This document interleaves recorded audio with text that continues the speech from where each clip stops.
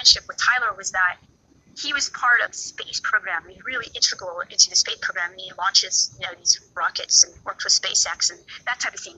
And now, which he actually did not know, and I pointed it out to him, was that the whole thing was a ritual. The whole thing was ritualized. So they identified certain time periods astronomically when it would be beneficial to launch, and they also had, the rockets had Roman gods on them, and they also had Latin, first century Latin, not medieval Latin. It wasn't Catholic Latin. It was basically imperialistic Latin.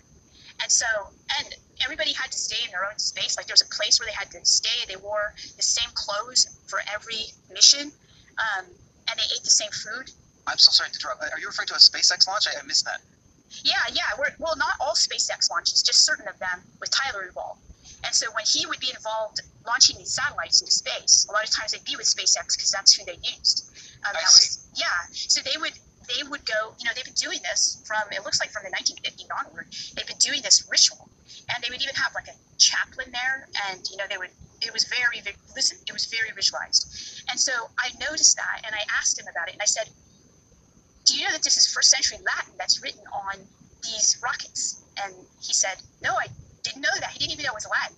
And so we read them, I translated them all, and I said, this says that. And I said, who up there in space is going to be reading this? Like, why would you put that on there?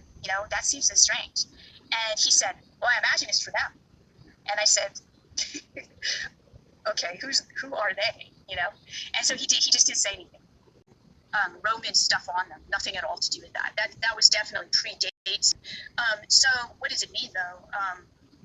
What was written on it? Yeah, so to me it looks like what people have called like exotheology or astrotheology. It's this kind of, well, I call it, it's not a specific religion, but it's a religiosity of people who are involved in the space program. And it's this, it's Roman. The United States kind of considers itself Roman. Look at our, architecture and that type of thing. We're like the new imperial place, right? And so I think that's what it has to do with. They're using the images of gods and goddesses from Rome. And what does the Latin say? Here's something for you to check out. It's they're called patches, and have you seen those patches? Okay, so haha, we don't know, or haha, we know, but you don't. Yeah. And so a lot of those are in Latin, and that's where you see, and a lot of those would be on the actual satellites.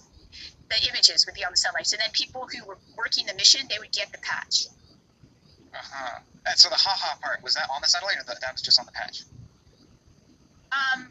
Usually you just have the god or goddess and the image, like the dragon or something like that, on the satellite with the Latin phrase that accompanies it. And the Latin phrases are different for each launch. You also mentioned there's a picture of that you were going to send to the audience at that time, because remember, I'm listening to the lecture, and you said, yeah, if anyone's interested, I'll email it to you. Can you email it to me so I can place it on screen right now? Not right now, sorry, when I'm editing this. I'll make a note to remind you of that. Is that okay? Yeah, I could get it right now if you want.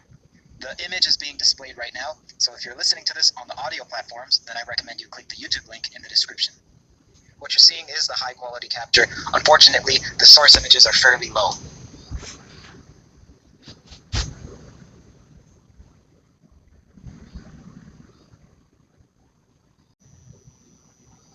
Do you believe that we're dealing with multiple phenomena that have different explanations rather than a single one? Yeah, definitely. So why do you think that? Because they look very different. So orbs look different than Tic Tacs, which I don't even know if they are extraterrestrial.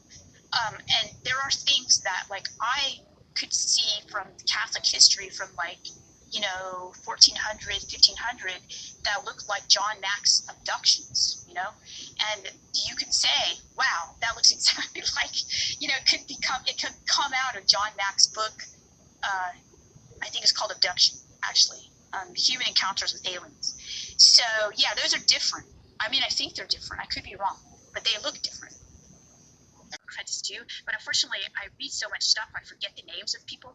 But this is a person who calls himself a story technologist. So he does, he says that he does the history of stories, and he uses basically tons and tons of data to break down different stories and to show how they actually, what they do to our brains, okay? And I'll send you a link to his work.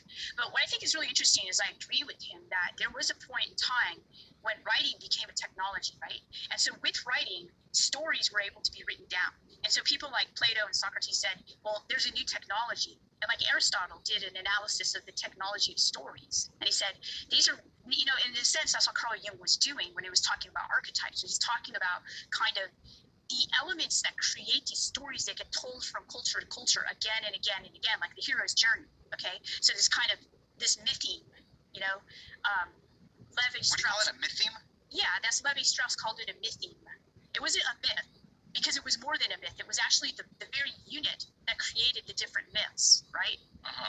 Okay, so all right. So if I'm looking at stories as technology, when I went back to American Cosmic, and in order to try to push the method in my field, I had to inhabit what I called a myth, which was the myth of Prometheus. I had to actually live it, and I was super uncomfortable doing that. And then after that, what happened was, in my next book, I've morphed into a new myth, embodying, inhabiting a new myth. And that myth is basically the allegory of the cave, which is, by the way, not called an allegory. That was a later imputation. So this idea of the cave, which, by the way, we see it again and again and again with like the Truman Show or the Matrix, it gets played out in so many different ways in our culture right now, that we live in a simulation. The simulation hypothesis is basically another iteration of this mytheme, okay? Yeah, so that's it's almost as if I had to go through the Promethean myth in order to get to the allegory of the cave myth and inhabit that and understand it in order to write about it.